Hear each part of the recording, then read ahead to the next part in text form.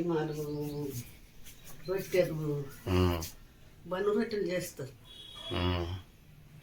ఇవన్నీ తినిపించింది మీ నాయన నీకు? అవును, బిస్కెట్లు బన్ను అయ్యని సరే అంటే అంత తిండి వాళ్ళ తిండి తిన్నావు అన్నమాట మీ నాయన పైన ఆయన కుక్కుగుండి.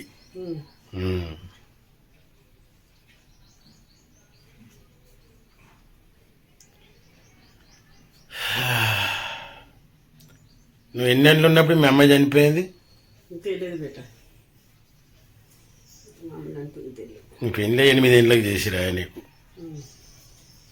9 పడ్డది, పెళ్లి చేసిరు. ఇక గుట్టలు చూసి సాగలు ఎందుకంటే సాగలు కూడా అంటారు, నేను వదినే మీ నాయన కుట్టలు వాళ్ళు పెట్టి నేను పేరుతో పెంచి అని ఏడ్చింది. నిన్ను చూసి సాకలో ఇళ్ళన్నా సాకలో ఇళ్ళ కాడికి పోయినాక ఏడ్చిందట మా నాయన. నాకు తెలియదు, వాళ్ళు అంటేనే మళ్ళీ నాకు తెలుస్తుంది. అప్పుడు పాతోళ్ళు ముసలోళ్ళు పాతోళ్ళు అంటే ఇప్పుడు ఏడ ఉంటారు వాళ్ళు? నువ్వే ఎంత అయ్యాను? వాళ్ళు ఏడు ఉంటారో ఎక్కడ ఉన్నారో లేరు. అంటే తాత నారాయణపురంకి వచ్చి నిన్ను ఇచ్చినాక నారాయణపురం వచ్చిందా శంకరయ్య తాత? పోతుండ్రంట పెళ్లి చేసి పోయేటప్పుడు. ఊర్లో నారాయణపురంలో అయిందండి పెళ్లి?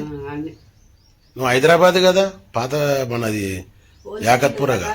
అక్కడనే అయింది. పోతుంటే ఏడిసినాడు మీ నాయన.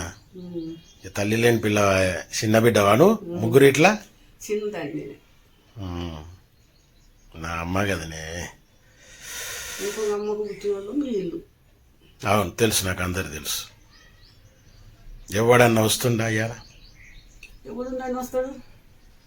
వాళ్ళ పిల్లలైనా కూడా. ప్రకాష్ గారు అక్కడ ఉండు, బండి పొలం దిండి పొలం అక్కడ ఉన్నాడు.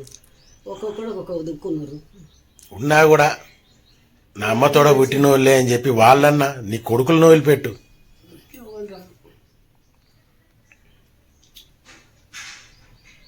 ఇంత జీవితం చూసి నీ దిమాకేనే నాకు కూడా. వీళ్ళ నాయన వచ్చేది మంచిగా. ప్రకాష్ గారు రమేశ్వరుల మామ వచ్చేది. ఇప్పుడు ధర్మిక అది అర్చన పెళ్లి పోయినప్పుడు ఆమె ఇప్పుడు మీ రెండో అమ్మ కొడుకే కదా బాలయ్య మామ, వాళ్ళ భార్య, ఆమె పేరేంది? లక్ష్మియా? లక్ష్మి.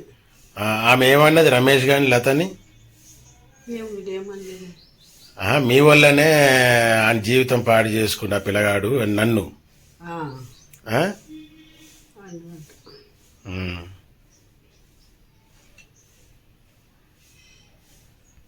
ఎడ్డు బాగులోడు వస్తుంటాడు, ఆమె ఇద్దరు వస్తారు.